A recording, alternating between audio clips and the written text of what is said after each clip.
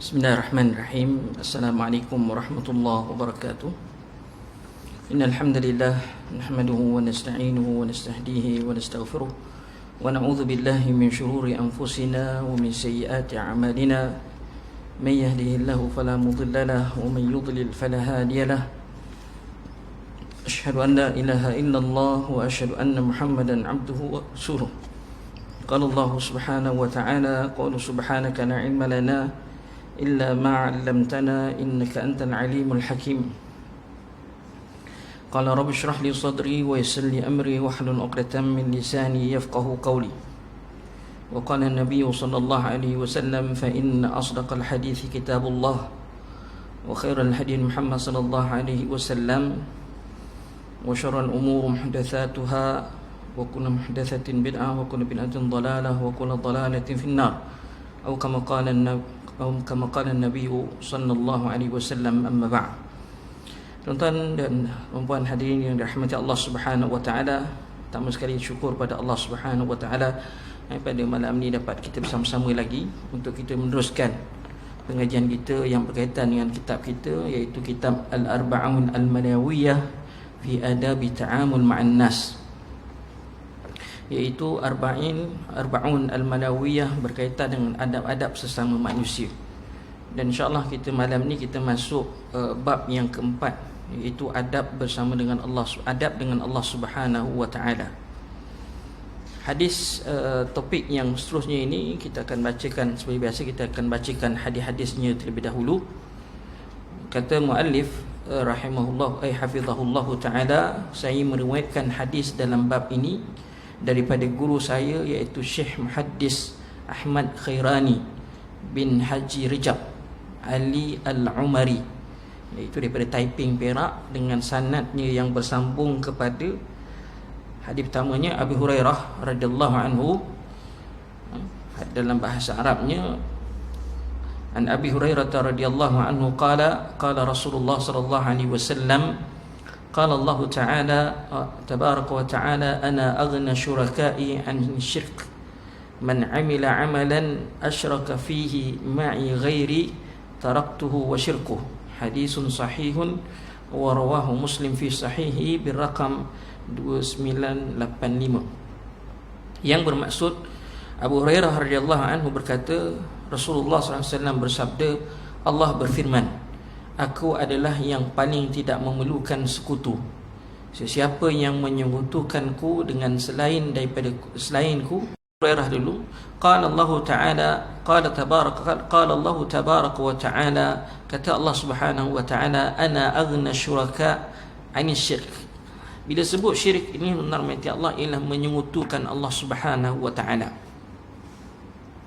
Bila kita kata syirik, kita tak nak kupas terlalu panjang dekat dalam syirik, kerana ini dalam topik berkaitan dengan akidah. Sebab kita hanya bincangkan sebahagian saja dalam topik membicarakan adab bersama adab dengan Allah Subhanahu wa taala. Bila sebut syirik, daripada segi bahasanya tuan-tuan, dia merujuk kepada kongsi, ataupun disebut kat sini yu'arraf syirk lughatan minasyarika fayuqal syarika fulanan fil amr ay ja'alahu fihi nasiban. Maknanya kita kata kalau syarikat kita istilahnya rakan kongsi, kalau kita bahasa Melayu kita lah ada. Ataupun bila kita kata syarika fulanan fil amr, maknanya kita telah menjadikan dia tu orang yang berhak dalam urusan kita lah. Sebab itu dalam syarikat itu ialah merupakan perkongsian. Konsepnya adalah perkongsian. Maka daripada situlah diambil nama Allah maksud bahasanya, iaitu kongsilah. Kemudian nama Allah Subhanahu wa taala, adapun daripada segi istilah, wa ashaddu a'mali jurman wa dhanban indallahi ta'ala, dia merupakan amalan yang paling jenayah, yang paling besar, dosa yang paling besar di sisi Allah Subhanahu wa taala, iaitu manusia ini dalam amalannya meletakkan kita kata beriktikad bahawa ada yang lain lebih berkuasa atau sama taraf dengan Allah Subhanahu wa taala di kalangan para makhluk. Jadi manusia ni menjadikan makhluk itu pada level lebih daripada Allah ataupun sama dengan Allah Subhanahu wa taala dalam amalannya, dalam kata-katanya, dalam i'tiqadnya, fi qaulin wa amalin wa i'tiqadin. Jadi syirik ni tuan-tuan yang dirahmati Allah Subhanahu wa taala adalah merupakan dosa yang paling besar. Disebut dalam satu hadis Nabi sallallahu alaihi wasallam fima rawahu al-Bukhari wa Muslim, dalam hadis ini diriwayatkan oleh Bukhari dan juga Muslim, ijtanibu sab'a mubiqat, jauhilah kamu daripada 7 perkara yang dianggap dosa besar. Maka yang disebut yang pertama sekali adalah syirku billah, syirik kepada Allah Subhanahu wa taala. Apabila seorang itu melakukan syirik, kata Allah dalam Al-Quran, innasyirka la dhulmun azim, sesungguhnya syirik itu adalah la dhulmun azim, kezaliman yang sangat-sangat besar. Sebab itu dalam Al-Quran juga Allah nyatakan, innallaha la yaghfiru an yushraka bihi wa yaghfiru ma duna dhalika liman yasha. Sesungguhnya Allah Subhanahu wa taala tidak akan mengampunkan dosa orang yang mati dalam keadaan syirik. Kalau dia sebelum dia mati dia bertaubat kepada Allah atas perbuatan syiriknya, maka orang itu berhak mendapat pengampunan. Tetapi kalau dia mati dalam keadaan melakukan syirik kepada Allah Subhanahu wa taala, maka dosa syirik itu tidak akan diampunkan oleh Allah Subhanahu wa taala. Wa yaghfiru ma duna dhalika liman yasha. Adapun selain daripada dosa syirik, kalau seorang itu berzina ke, ataupun menderhaka kedua ibu bapa ke, atau sewaktu dengannya membunuh orang ke, atau apa saja dosa-dosa lain, masih lagi tertakluk pada kehendak Allah Subhanahu wa taala. Arti kata lain, Allah berkehendak untuk ampunkan. Kalau Allah nak ampunkan dosa orang tu, Allah boleh ampunkan. Kalau Allah nak azab, itu hak Allah Subhanahu wa taala, kerana ayat tadilah wa yaghfiru ma duna dzalika liman yasha, siapa yang dikehendaki. So dia ada pengampunan itu ta'alluqnya dengan kehendak Allah Subhanahu wa taala. Dia ada digantung dengan kehendak. Bila balik kepada kehendak, i'tiqad ahli sunnah wal jamaah itu maknanya dalam bab iradah Allah, insya'a ghafara lahu wa insya'a adzabahu. Kalau Allah nak, Allah boleh ampunkan dosa dia. Kalau Allah tak nak, dia katakan tak nak ampunkan, Allah boleh azab dalam neraka. Tetapi akhirnya orang ini masih lagi duduk boleh dimasukkan ke dalam syurga.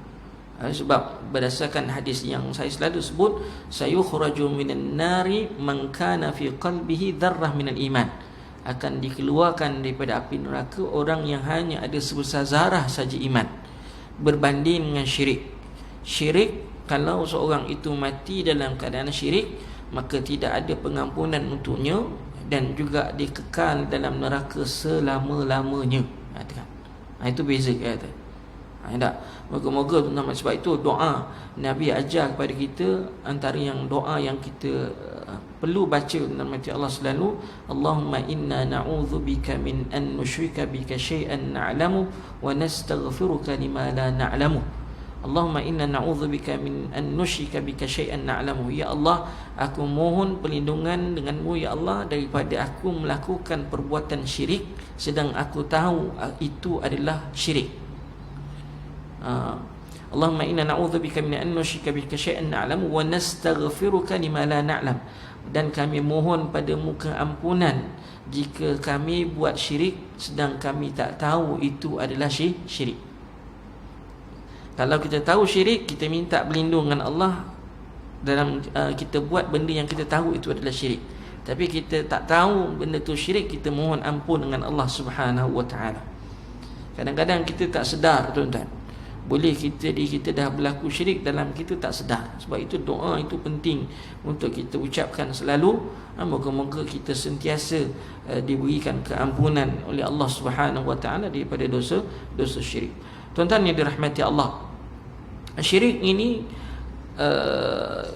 ada yang dikategorikan syirik yang kecil, ada yang dikategorikan syirik yang besar. Yang mana syirik yang besar itu menyebabkan seorang itu keluar daripada Islam terus jika dia melakukan perbuatan itu. Dan rahmati Allah, seorang yang musyrik dengan syirikul akbar, dia dianggap sebagai telah keluar daripada Islam dan wajib rahmati Allah dia bertaubat kepada Allah Subhanahu wa taala. Antara contohnya ialah mensyirikkan Allah Subhanahu wa taala dalam kita kata dalam konteks rububiyah, ketuhanan. Maknanya ketuhanan maksud kat sini ialah dia mendakwa ada yang mencipta selain daripada Allah. Yang mencipta selain daripada Allah, maka perbuatan itu dianggap sebagai syirikul akbar. Ataupun dia mendakwa ada orang lain, ada makhluk ataupun ada yang memberi rezeki selain daripada Allah, pun juga kita anggap perbuatan itu syirik, yang dipanggil syirikul akbar. Ini bahaya, menyatakan itu dipanggil dalam konteks rububiyah. Ada juga dalam konteks tentang mati Allah pengibadahan. Dalam ibadah, kita apabila seorang itu menyembah patung, menyembah pokok, menyembah busut ataupun menyembah kubur, waliyazbillah min dzalik, maka perbuatan-perbuatan itu tentang mati Allah Subhanahu wa taala boleh dianggap sebagai kita kata syirkul akbar. Syirkul akbar, meminta daripada makhluk Allah Subhanahu wa taala, yang mana permintaan itu ada pada hak Allah Subhanahu wa taala saja yang mampu buat, bukannya manusia juga mampu buat. Contohnya kita kata kalau manusia mampu buat, kita minta tolong, itu tidak dia panggil syirik, kan? Tetapi kalau kita minta tolonglah sembuhkan penyakit, ini perkataan ni dia katakan tolonglah sembuhkan penyakit saya ni. Perkataan sembuh itu, menyembuh itu adalah kuasa Allah Subhanahu wa taala. Kadang-kadang kita tersilap ungkap, misalnya kata, pergilah ustaz tu boleh sembuhkan penyakit. Tak boleh kata begitu. Ustaz tak boleh menyembuhkan penyakit, doktor tak boleh menyembuhkan penyakit, siapa-siapa pun tak boleh menyembuhkan penyakit. Yang boleh menyembuhkan ialah Allah Subhanahu wa taala. Allahumma anta syafi la shifaa illa mink. Ya Allah, engkaulah yang maha penyembuh, tidak ada kesembuhan kecuali semuanya datang daripada-Mu. Hatta Nabi sallallahu alaihi wasallam, hatta ayat kita kata ayat Al-Quran itu juga kita kata walaupun kita kata Allah Subhanahu wa taala sebut Al-Quran syifa, katakan ubat, tetapi yang menyembuhkan itu tetap Allah Subhanahu wa taala. Macam ubat, katakan ni ubat, katakan ubat. Ya betul ubat, tetapi yang menyembuhkan tetap Allah Subhanahu wa taala. Di situ i'tiqad kita pada Allah Subhanahu wa taala dalam konteks uluhiyah ataupun dalam konteks nama Allah pengibadahan itu, dan juga rububiyah. Kemudian nama Allah Subhanahu wa taala syirik yang lain itu ada sebahagiannya meletakkan syirik pada asma dengan sifat Allah Subhanahu wa taala. Asma dan sifat-sifat Allah Subhanahu wa taala. Contohnya bila kita kata kita tidak, sebab itu kita tidak boleh menyebut bacaan Allahu Akbar, dipanjangkan akbar tu tak boleh, sebab kat situ berbilang-bilang, menyatakan akbar maknanya berbilang-bilang, Allah Maha besar-besar-besar, tak boleh, tuan-tuan. Ataupun kita memperbahaskan atau mempertikaikan Allahu Akbar, adakah Allah Maha besar, dengan memanjangkan alif itu, Sebab baru ni keluar satu artikel, satu buku nama Allah, dia tulis bacaan Bismillahirrahmanirrahim itu ditambahkan alif pada awal, dibaca dengan Bismillahirrahmanirrahim. Tuan-tuan, bahaya tambahan satu alif itu pada awal sebelum huruf ba itu dah menambah huruf. Kita menambah huruf dalam Al-Quran itu ataupun mengurangkan satu huruf daripada Al-Quran dengan sengaja, boleh jatuh nama-nama Allah kufur pada Allah Subhanahu wa taala, tapi tidak jatuh syirik. Dia kufur lain, syirik lain nama-nama Allah. Tetapi bila dia faham, dia kata Bismillahirrahmanirrahim, adakah dengan nama Allah yang Maha Pemurah lagi Maha Pengasihani? Di situ tuan-tuan mati Allah, keraguan dia dengan sifat-sifat Allah, dengan nama-nama Allah Subhanahu wa taala. Bila ragu sifat Allah, bila ragu nama Allah Subhanahu wa taala dalam nas, maka di situ dikhawatiri dia telah berlaku syirik yang besar. Wal iyazbillah min dzalik. Adapun syirik yang kecil nama Allah Subhanahu wa taala, dia kata syirik yang khafi, syirik yang tersembunyi. Syirik yang tersembunyi. Kata sabda Rasulullah sallallahu alaihi wasallam, syirik yang kecil ni umpama kita kata an-namlatus sauda, dia kata semut yang hitam di atas batu hitam di kala malam yang gelap. Itu dia panggil. Tak? Jadi memang kita kata tersembunyi betul lah, kan? Tak sedar. Dan dia termasuk dalam maksiat. Wal ma'asi allati yukhsha 'ala sahibiha min an yaqa' fil 'adzab wal wa'id. Hak ni yang antara yang Nabi risaukan kepada umatnya. Iaitu kalau syirikul akbar tu jelas. Syirikul asghar ni yang tersembunyi ni, yang bahaya juga, antara yang bahaya juga. Nampak kecil, kita kata pembahagian syirikul asghar, syirik kecil, tetapi dosanya besar. Ingat katakan, bukan maknanya syirikul asghar, syirik kecil, dosa kecil, tak. Syirikul asghar dosanya besar. Syirikul akbar dosanya tuan-tuan mati Allah keluar terus daripada Islam. Ini baik ini. Tapi kalau syirikul asghar tidak mengeluarkan seorang itu daripada Islam, dia hanya dosa besar. Let's say contoh, saya bagi contoh syirik yang kecil yang kita kadang-kadang tak nampak. Bila kita semayang, contohnya semayang fardu, kita kebetulan hari itu dapat semayang sebelah orang alim, ulama, orang alim, maka pun kita semayang tu betul, tak? Dia asalnya memang niat lillahi ta'ala, dia nak semayang tu ni lillahi ta'ala, tapi perasan je orang alim duduk sebelah dia bertukar, aku sebelah tuan guru ni, orang alim sebelah ni, kena semayang betul-betul. Tak? Jadi dia semayang kat situ dah bertukar nama Allah, kerana dia dah masukkan kerana orang alim yang ada sebelahnya. Tak? Kalau bukan orang alim, contohnya bakal bapak mertua,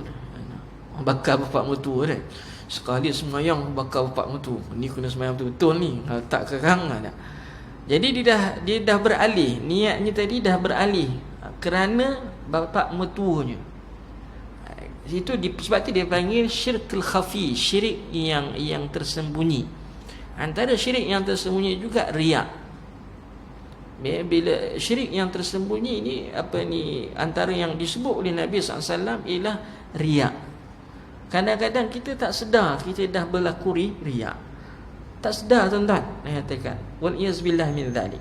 Kalau kita sedar, cepat-cepatlah istighfar, mohon keampunan daripada Allah Subhanahu wa taala. Memang kita tak sedar dengan riaknya, dengan ujubnya, dengan takaburnya tuan-tuan mati Allah. Sebab apa takabur juga ustaz masuk dalam konsep syirkul asghar? Sebab nama mati Allah, takabur itu adalah sifat Allah khas. Tak ada orang manusia makhluk tak boleh ambil sifat takabur tu. Takabbur itu adalah sifat khusus bagi Allah Subhanahu wa taala. Mana manusia makhluk tidak boleh bersifat. Sebab itu bila dia bersifat dengan takabbur, maka secara tidak langsung macam Allah Subhanahu wa taala, dia telah melakukan syirkul asghar, mengatakan syirkul asghar, wa yazbillah min dzalik.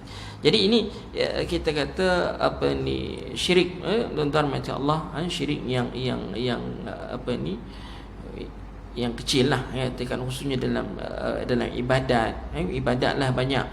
Kadang-kadang pergi buat umrah, contohnya kita buat umrah apa ni, ialah borak-borak tu, kau dah berapa kali buat umrah macam tu, tak? Berapa kali dah buat umrah? Oh, hari ni dah buat 4 kali. 4 kali dah, pagi sekali, tengah hari sekali, petang sekali, malam sekali. 4 kali. 4 kali dah. Bila dia sebut 4 kali, macam Allah kadang-kadang dalam hatinya silap hari bulan dah ada sifat riak. Wal iyazbillah min dzalik, katakan. Maka dengan sebab itu macam Allah, dengan riak tadi juga boleh membatalkan amalan tersebut. Tak? Dengan riak tadi boleh membatalkan amalan. Sebab itu dalam hadis Nabi SAW, hadis yang kita baca ni, aku adalah yang paling tidak memerlukan sekutu. Sesiapa yang menyekutukanku dengan selainku dalam amalan yang dilakukannya, maka aku akan tinggalkan urusannya. Urusannya apa? Urusan pahala, beri pahala apa semua. Kau janganlah minta, macam katalah tuan-tuan kerja dengan saya, contohlah, tuan-tuan kerja dengan saya, maknanya cukup bulan gaji minta dengan saya. Tapi tuan-tuan berdaftar kerja dengan saya, tapi pergi buat kerja orang lain. Tak? Majikan lain ni katakan. Saya tak suruh. Kan? Tiba-tiba hujung bulan tuan-tuan minta gaji dengan saya. Agak-agak sepatut tak minta gaji dengan saya, katakan. Sedangkan tuan-tuan apa kerja tadi, bekerja dengan orang lain tanpa suruhan. Lainlah kalau saya yang suruh, okey awak pergi kerja rumah orang ni kejap, pergi kerja jaga sana kejap, katakan. Itu lain. Itu saya yang suruh sebagai apa ni, owner ataupun sebagai pemilik syarikat ataupun sebagai majikan. Maka Allah Subhanahu wa taala beritahu kat sini, aku suruh engkau sembah aku dan kerana aku. Tapi engkau pergi sembah buat ibadat tu bukan kerana aku, kerana orang lain. Jadi pahala jangan minta dengan aku, minta dengan orang yang kau niatkan tu lah. Kalau kau buat tadi kerana orang si fulan, dekat akhirat besok mintalah pahala dengan si fulan tu, fulan. Sebab tu itu maksud taraktuhu wa syirkuh. Aku tinggalkan urusannya dengan apa yang dia telah sekutukan itu. Tak? Abad, maknanya benda ni dalam macam Allah Subhanahu wa taala bukan perkara yang main-main, katakan. Bukan perkara yang kita kata ambil mudah, tidak. Sebab benda syirik dalam macam Allah. Mohon Allah Subhanahu wa taala lindungi kita daripada perkara inilah, katakan. Kadang-kadang tak kira syirikul asghar, syirikul asghar ni kita macam saya kata tadi, syirikul akbar jelas. Tapi syirikul asghar ni yang kita risau dalam kehidupan kita hari ni. Dalam tak kiralah ustaz ke, tak kiralah orang alim ke, orang awam biasa ke, nama Allah, kebarangkalian tu dia masuk dalam kancah syirikul asghar itu ada, boleh masuk, boleh termasuk. Jadi tak kira siapa, tuan-tuan rahmati Allah, berjaga-jaga, berhati-hati dalam perkara syirik. Termasuklah khususnya lebih ialah kita sama ada syirik yang besar ataupun syirik yang kecil. Dulu orang kampung kita, kalau kita masuk hutan, dia kata tok nenek tumpang lalu, cucu nak tumpang kencing, cucu nak tumpang tidur, cucu nak tumpang gini. Itu semua termasuk dalam apa ni, kita kata ada, kita kata boleh sampai tahap syirkul akbar. Andai mengiktikadkan macam Allah Subhanahu wa taala, orang itu kuasanya atau seruan yang dipanggil itu dilevelkan sama tahap dengan Allah Subhanahu wa taala, wal yazbillah min dzalik. Kalau tidak pun dia jatuh penyirkul asghar. Tak. Kita tak boleh katakan minta masuk pergi hutan minta begitu berjumpa tak dengan minta tok nenek. Siapa itu yang diminta? Datuk nenek tu siapa? Katakan jin. Mereka akan kata jin lah ustaz, dia katakan datuk nenek tu makna jin lah, dia katakan. Kita tak boleh minta dengan minta bantuan daripada jin ni. Ialah ada perbahasan di sisi ulama, boleh ke ustaz kita minta bantuan daripada jin? Allah Subhanahu wa taala sebut dalam Al-Quran, kana rijalun minal insi ya'udzuuna birijalin minal jinni fazaduhum rahaqa, dalam surah Jin. Kana rijalun minal insi ya'udzuuna birijalin minal jinni fazaduhum rahaqa. Di sana ada kumpulan lelaki yang memohon perlindungan daripada jin. Memohon perlindungan daripada jin. Fazaduhum rahaqa, yang bertambah ialah kesyirikan, ketakutan dan kesyirikan. Ada yang fazad rahaqa, di tafsir, dalam tafsir menyatakan khaufan, ada kata syirkan, menyatakan ketakutan, syirik dan sebagainya. Maka sebab itu ada, kita kata benda itu adalah khilaf di sisi ulama, menyatakan jika boleh tak kalau minta bantuan daripada jin Islam boleh ke tak boleh ke. Katakan kalau jin kafir itu mungkin tidaklah, tapi kalau jin Islam itu macam mana ustaz? Benda-benda perkara, sebab jin ni kita tak nampak. Kita tak nampak. Bila kita tak nampak rahmati Allah Subhanahu wa taala, kita kata dakwaan itu maknanya dia melihat ataupun sebagainya, dia akan jadi perkara yang batil, katakan. Walaupun kita kata hari ini, contoh ahli sihir pun menggunakan jin, dia gunakan bantuan jin. Kadang-kadang ada juga orang-orang yang konon-kononnya perubatan Islam, dia gunakan jin Islam, dia tak gunakan jin kafir, katakan. Wallahu a'lam. Sebab itu benda itu ada khilaf di sisi ulama. Kadang-kadang orang yang kena rasuk pun, yang rasuknya itu pun jin Islam. Orang hantar jin pergi rasuk individu tertentu, jin yang diguna pakai itu pun jin Islam juga. Wallahu a'lam lah, katakan. Tapi apa pun nama Allah, kita kata untuk itu jin itu dia ada alam dia, manusia ada alam manusia, katakan. Sebab sama ada jin ataupun manusia, kedua-duanya mukallaf. Dua-duanya mukallaf. Hatta kita kata jin pun, kalau dia mensyirikkan Allah Subhanahu wa taala, maka dia juga kita kata hukum yang sama. Hukumnya adalah syirik. Sebab apa Ustaz? Sebab golongan jin juga dianggap sebagai mukallaf. Dianggap mukallaf. Jadi itu nama Allah Subhanahu wa taala. Adalah cerita-cerita berkaitan dengan kita orang Melayu kita popular dengan alam bunian. Alam bunian. Kadang-kadang saya pergi ke Shah Alam, ada satu surau ni, ustaz kat sini banyak bunian ustaz, dia katakan. Dia kata ya ke? Ya, dia katakan. Wallahu a'lam lah. Kita pun tak berani nak cakap apa, kita tak nampak. Kata Imam Syafi'i rahimahullah ta'ala, manusia tidak mungkin boleh melihat jin dalam rupa parasnya yang asal, tak mungkin. Itu Imam Syafi'i tegaskan begitu. Tak mungkin dan tak boleh. Yang kita lihat, yang kita nampak itu semuanya penyerupaan.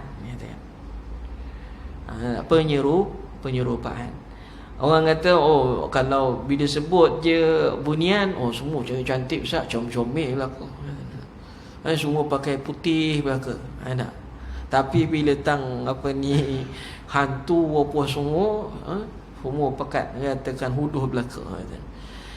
itu semua gambaran dalam hati Allah Subhanahu wa taala. Gambaran yang mana saya sebut dalam hati Allah.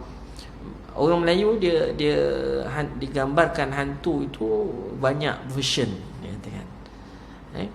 Kalau kita Pontianak, kalau Pontianak kita jenis terbang kan, dia katakan, dengan pakaian putih khas untuk orang perempuan yang mati bersalin, dia katakan.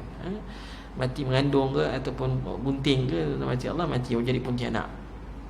Kalau pergi ke negara macam negara Amerika ke, dia ada vampire kata. Ni ada vampire kan. Vampire ni Pontianak dekat Amerika dia lelaki ada perempuan kan. Kalau Pontianak dekat dan Pontianak dekat dekat Amerika, dia boleh tukar jadi kelawar kan. Kalau dekat dekat China pula, jenis dia lompat-lompat kan. Datang orang Melayu jenis terbang jenis cekik perempuan saja kat Melayu. Benda ni maksud Allah SWT gambaran, gambaran yang dilihat, dan mungkin betul yang dilihat dan yang dinampak itu, tetapi bukanlah rupa parasnya yang asal. Sebab tugas jin kafir ni ataupun syaitan adalah jin adalah syaitan. Tugas syaitan adalah nak menakutkan manusia. Nak menakutkan manusia dan supaya manusia ini mensyirikkan Allah Subhanahu wa taala. Nak menyesatkan manusia. Itu tugas dia. Jadi dia tahu manusia ini salah satu sifat manusia ini ialah takut, ada perasaan takut. Berani macam mana sekalipun nanti Allah sadar macam mana rupanya takutkan lipas berat. Dia mesti sifat takut tu mesti ada. Kan dalam setiap manusia, namanya manusia itu ada sifat takut. Sebab tu kadang-kadang sifat takut itu dalam hati Allah Subhanahu. Jangan sampai kita takutkan sesuatu itu lebih kita takutkan Allah Subhanahu wa taala. Di situ pun boleh berlaku syirik. Kita letakkan takut itu, ketakutan kita melebihi daripada ketakutan kita pada Allah Subhanahu wa taala. Di situ bahaya. Kerana dia telah kita telah menyamakan kedudukan itu ataupun melebihkan sesuatu itu lebih daripada takutnya kita kepada Allah Subhanahu wa taala. Wal iyaz billah min dzalik. Jadi kalau perasaan takut tu normal, kita tengok sesuatu yang mengerikan, memang kita akan rasa takut. Yes, katakan, tetapi bukan bermakna ketakutan itu kita letakkan sama dengan takutnya kita pada Allah dan ataupun lebih. Wal iyaz billah min dzalik. Itu kita kena hati-hatilah, katakan. Wallahu a'lam. Kemudian tentang mati Allah Subhanahu wa taala, itu adab yang pertama, kita tidak mensyirikkan Allah Subhanahu wa taala.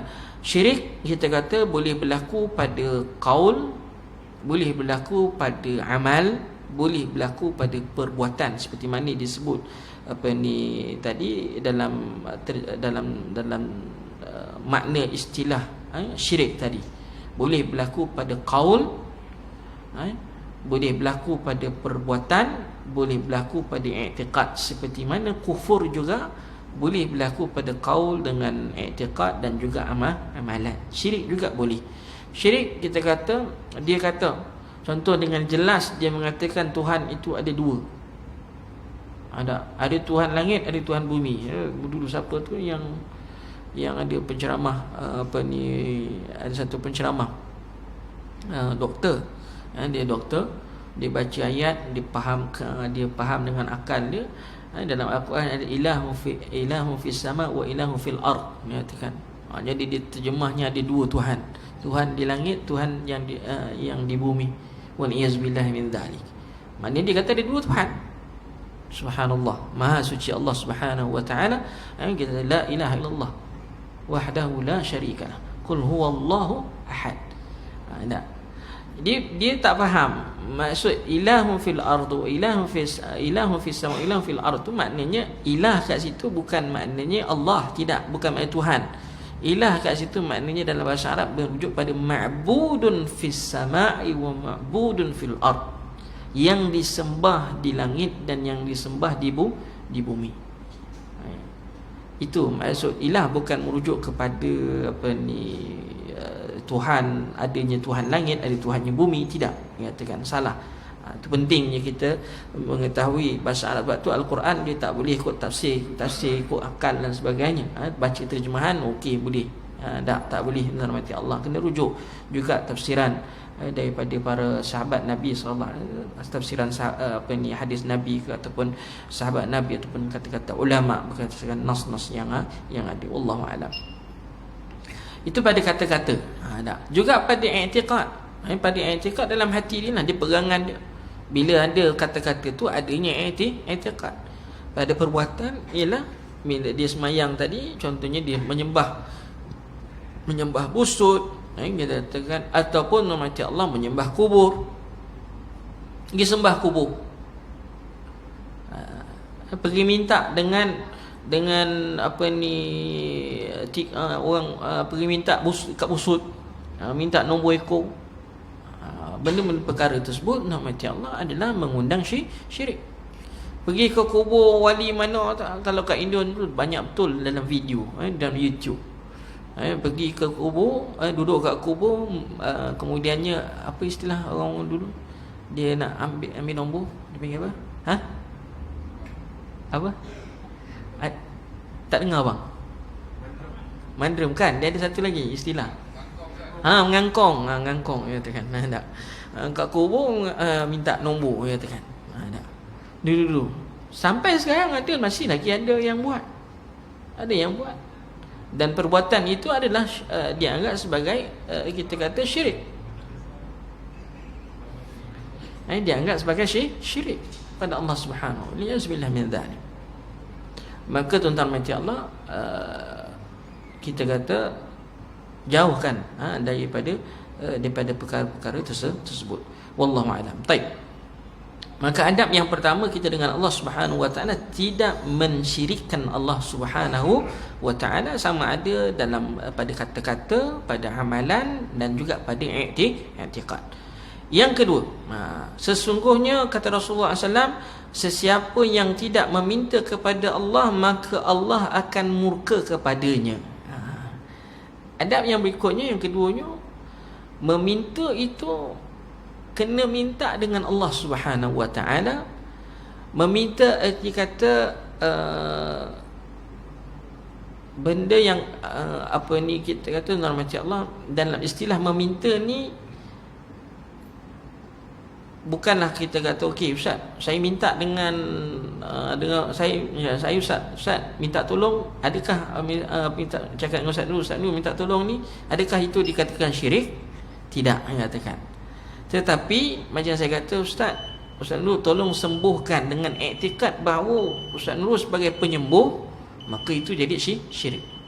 Dikhususkan nama Allah, satu benda yang kita tak permintaan itu memang tak boleh diberikan oleh manusia. Kalau kita minta sesuatu yang tidak boleh diberikan oleh makhluk kecuali hanya Allah, kita minta pada makhluk, maka perbuatan itu jadi syirik. Kita dengarkan azan dahulu, kemudian kita sambung sikit lagi. Sila.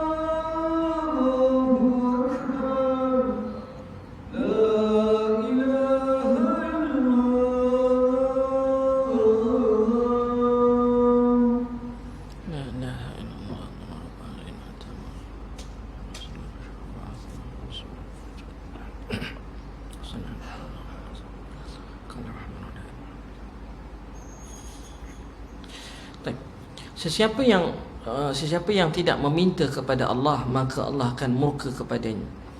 Meminta kepada Allah Subhanahu wa taala, kita kata dalam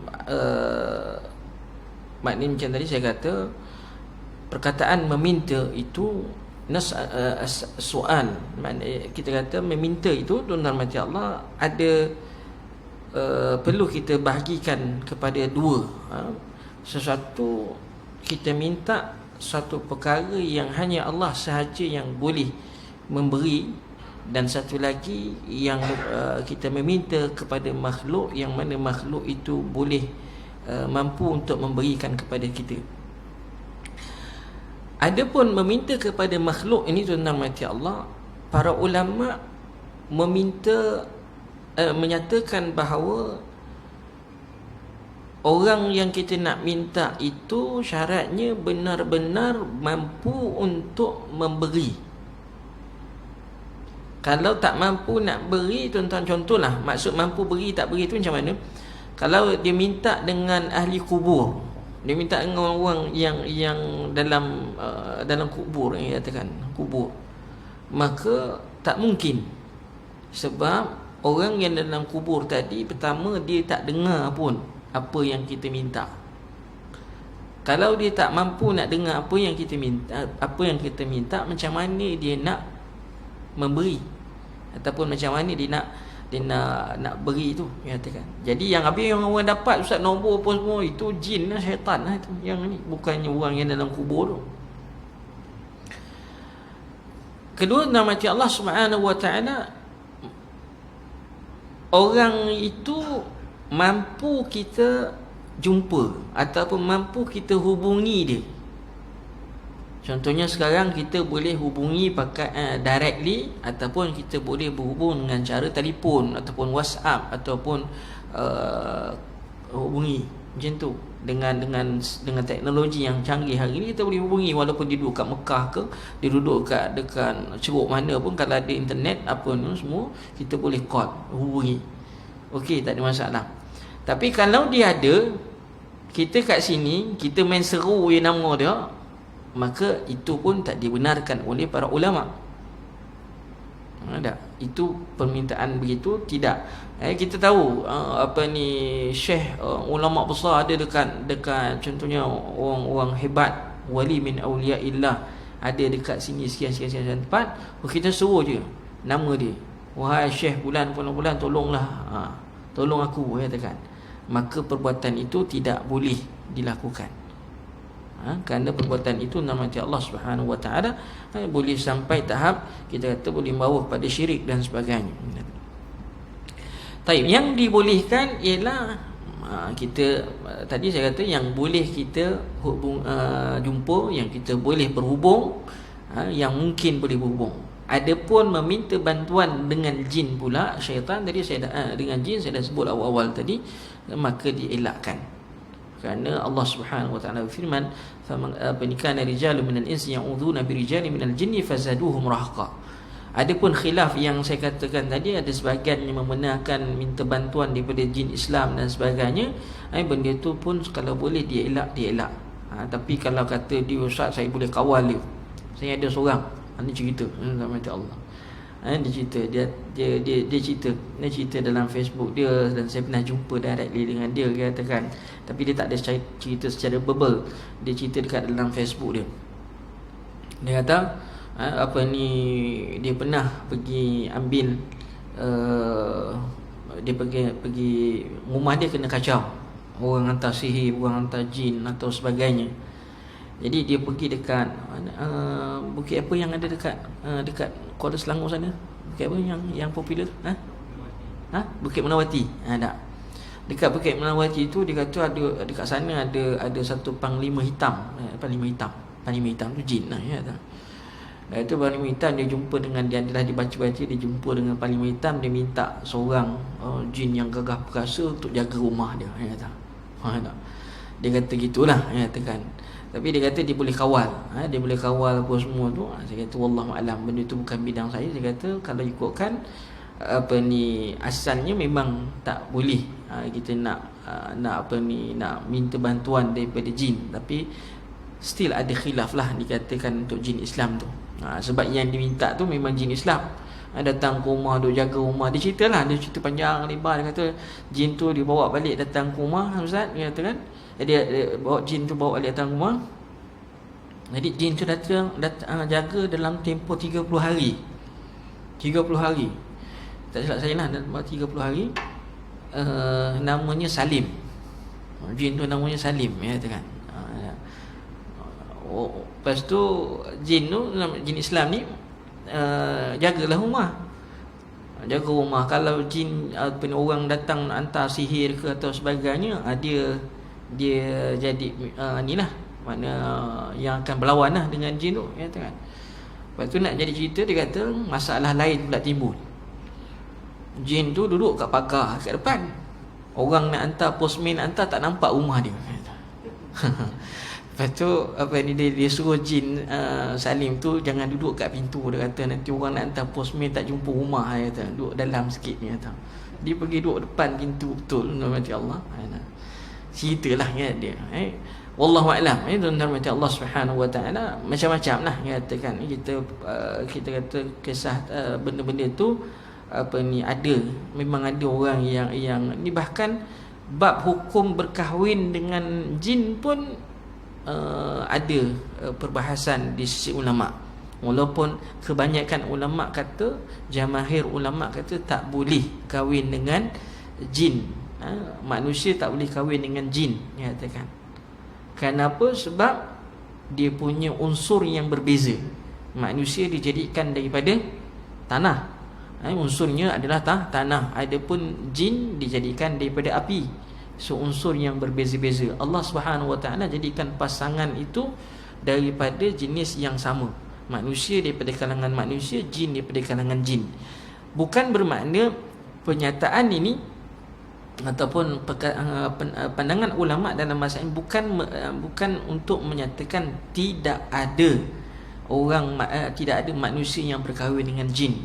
Ada je manusia kahwin dengan jin, walaupun ulama tak benar kan, ada katakan. Maka sebab itu ada khilaf juga di sisi ulama dalam bab ni, katakan ada segelintir sebahagian pandangan ulama yang membenarkan. Sebab tu saya tak kata ittifaq, saya kata jamaahir ulama ada pandangan. Dan dalam khilaf itu juga pun mereka berbeza pandangan. Adakah hanya manusia saja yang boleh berkahwin dengan jin, ataupun manusia lelaki boleh kahwin dengan jin perempuan, tetapi tidak sebaliknya. Tidak sebaliknya. Kerana jin lelaki tak boleh kahwin dengan manusia perempuan. Kerana nanti kan suaminya, saya tak ada suami awak, suami saya jin. Berat situ. Tapi kalau lelaki ni dia kata dia isterinya jin, dia katakan mana orang tak kita kata fitnahnya tak sama dengan kalau perempuan mendakwa suaminya adalah jin, katakan, berbanding dengan lelaki yang mendakwa isterinya adalah di kalangan jin. Maka benda itu ada khilaf lah, ada pandangan sikit lah. Tapi jamaahir ulama mengatakan tidak boleh berkahwin. Tuan-tuan, jin pun sama juga, katakan.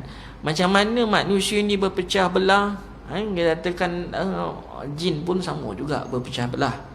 Kalau masa saya belajar dekat Pakistan tu, ada syekh-syekh sebut, korang ingat dia kata manusia ni jika ada Syiah, ada ni, jin pun, alam jin pun sama dah.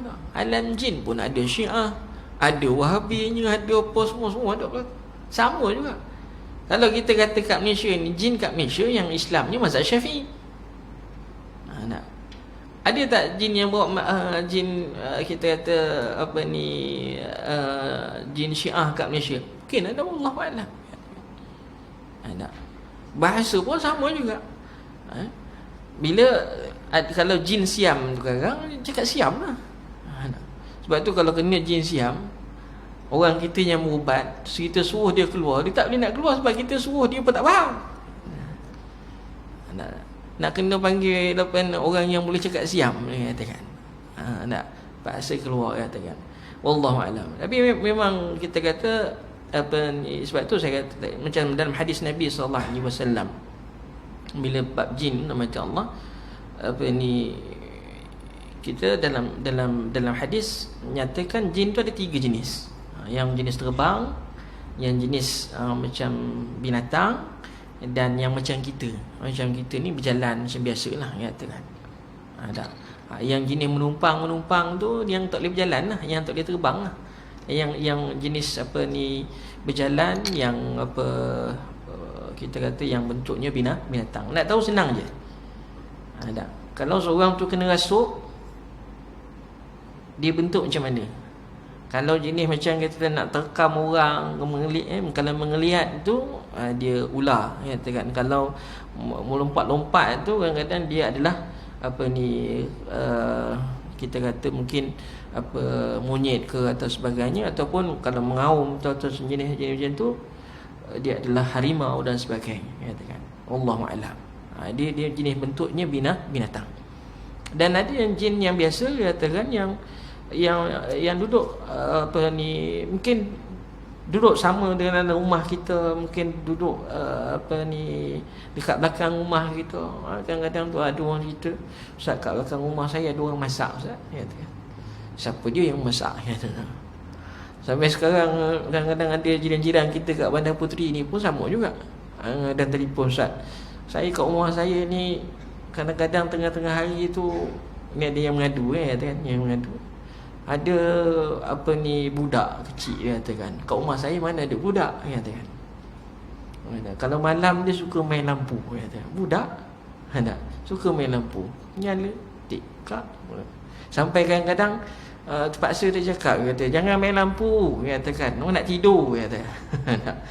Benda-benda macam tu, dia katakan, normal, dia katakan. Kalau kita sama ada kita ni kuat semangat, tak kuat semangat je lah, dia katakan. Wallahu a'lam. Cuma satu nasihat saya, tuan-tuan mati Allah, balik rumah, nak masuk rumah baca bismillah, katakan. Masuk rumah baca bismillah. Sebab kita kat rumah, pintu tutup, baca bismillah. Tinggalkan rumah, pintu, tingkap apa semua baca bismillah. Sebab bila rumah kosong dia akan duduk. Lagi kalau ada ruang kosong untuk ada rumah kosong je dia akan duduk. Tentang balik kampung kan, biasa cuti balik kampung 3 hari, 5 hari nak, dia akan datang duduk. Dia tengok rumah tak ada orang, boleh duduk kan. Dia bukan minta izin dulu apa, dia tengok kosong dia duduk kan. Sebab tu dia tak boleh masuk. Adapun cerita orang Melayu, cerita Melayu. Cerita Melayu, syaitan tu boleh tembus dinding, jin tu boleh tembus dinding apa semua tu, wallahu alam, kalau apa yang saya belajar itu semua tak betul. Jin tak boleh. Even dia katakan dia tak boleh tembus dinding. Dia boleh masuk tempat tu ada ruang kosong yang lubang ke apa ke, dia ada ruang untuk dia masuk, dia boleh masuk. Yes. Tapi kalau kata benda tu tutup, dia tak boleh masuk. Dalam badan manusia pun sama juga. Badan manusia, jin dengan syaitan ataupun syaitan, dia takkan boleh masuk ke badan kita kecuali melalui lubang yang terbuka. Apa lubang yang terbuka kita? Apa itu lubang yang terbuka pada manusia? Mulut. Bila time dia masuk? Masa menguap. Tak. Masa menguap.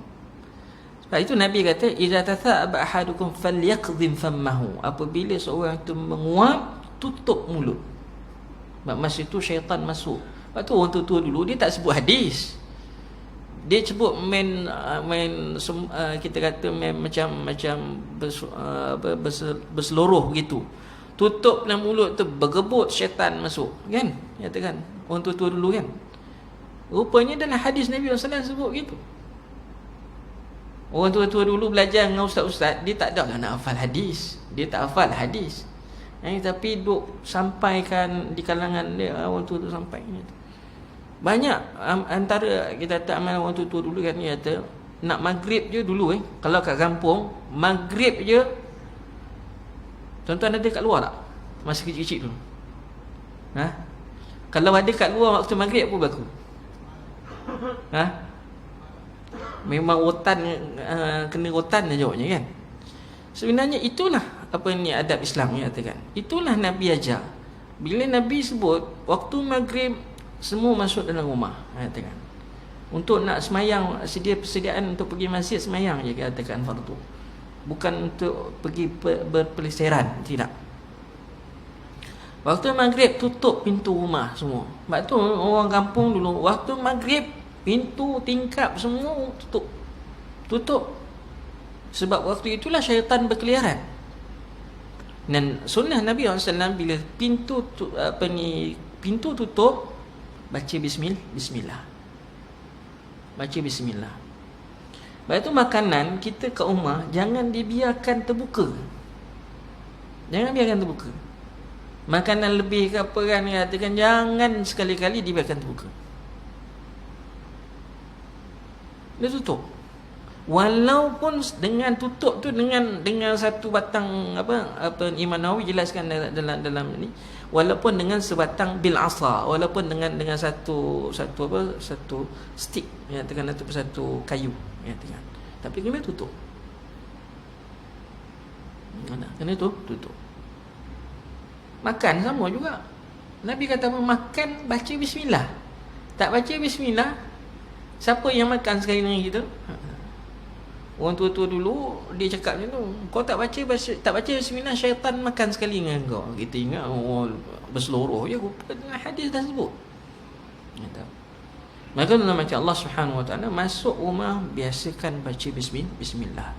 Dan bismillah adalah satu kita kata senjata kita untuk untuk kita melindungi diri kita, selain daripada kalau nampak benda-benda yang hantu ni dia nak mengacau kita apa semua. Wa imma yanzaghannaka minasyaitan fasta'iz billah.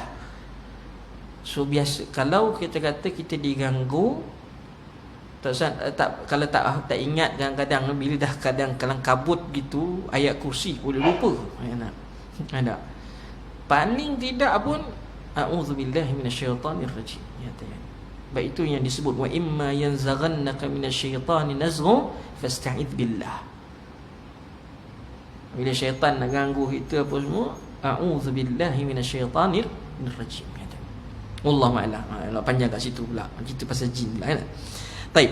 Jadi tuan-tuan mati Allah Subhanahu wa taala, orang yang tak nak meminta, Allah akan murka. Jadi minta dengan Allah Subhanahu wa taala. Jangan kata saya tak nak minta apa-apa ustaz daripada Allah Subhanahu wa taala. Nanti kalau minta saya tak ikhlas. Salah. Saya dah bagi misal sebelum ni tuan-tuan mati Allah Subhanahu. Ikhlas itu apabila kita buat satu kerja dan kita disuruh untuk meminta, maka bila kita minta tidaklah membatalkan keikhlasan kita. Saya buat kerja, sarjan bagi kerja job. Kau siapkan kerja, sarjan kata dia akan bagi 1,000. Contoh. Saya buatlah dengan ikhlas kerana Allah Subhanahu wa taala. Okey sarjan, saya buat ikhlas, katakan. Tapi ujung siap kerja, Jin, apa ni upah apa ni 1,000. Kata ikhlas. Salah. Sebab janjinya dah apa ni untuk bayar 1,000. So kita kena minta itu tidak ada salahnya untuk kita dapatkan 1,000 kerana telah dijanji. Tapi kalau kita katakan okey, apa ni saja minta tolong buat benda, tak ada apa-apa upah. Okey, kita pun dengan rela hati ikhlas buat. Ujung-ujung minta upah. Ada tak janji daripada awal untuk diberi upah? Tak ada. Tapi bila kita kata tak ada janji untuk bagi upah dan kita minta upah selepas tu, maka di situlah yang dikatakan membatalkan keikhlasan dia. Sama juga dengan kita dengan Allah Subhanahu wa taala. Walillahi mathalul a'la. Allah Subhanahu wa taala suruh kita melakukan ibadat. Siapa yang suruh kita meminta? Allah juga yang suruh kita minta. Allah suruh ud'uni astajib lakum, minta dengan aku akan beri. Kata Nabi SAW, mintalah dengan Allah syurga Firdaus, dia katakan. Mintalah dengan Allah. Bahkan dalam hadis ni yang kita baca ni, siapa yang tak minta dengan Allah, Allah murka daripada dia. Maka bila kita buat ibadat, kita minta dengan Allah, tidak ada isu yang menyatakan kita tidak ikhlas. Kerana yang menyuruh kita menyembah itu ialah Allah, yang menyuruh kita meminta itu pun ialah Allah Subhanahu wa taala. Maka tidak timbul. So ada kadang-kadang masyarakat ni dia faham lain. Dia kata, saya pernah bila saya sebutkan sebelum ni, ceritakan tentang saya bawa pergi umrah, biasanya katakan buat khusus umrah dan sebagainya. Ustaz, bukankah kita tak boleh minta apa-apa dengan Allah? Kalau kita minta nanti jadi tak ikhlas. Ada kadang-kadang pahaman begitu, ya cakap. Wallahu a'lam. Jadi setakat itu saja, insya-Allah nanti kita sambung lagi pada sesi yang akan datang sambungan hadis ini. Wallahu ta'ala a'lam bissawab. Jadi bacaan dengan tasbih kafarah, subhanakallahumma bihamdika asyhadu an la ilaha illa anta wa astaghfiruka wa atubu ilaik. Assalamualaikum warahmatullahi wabarakatuh.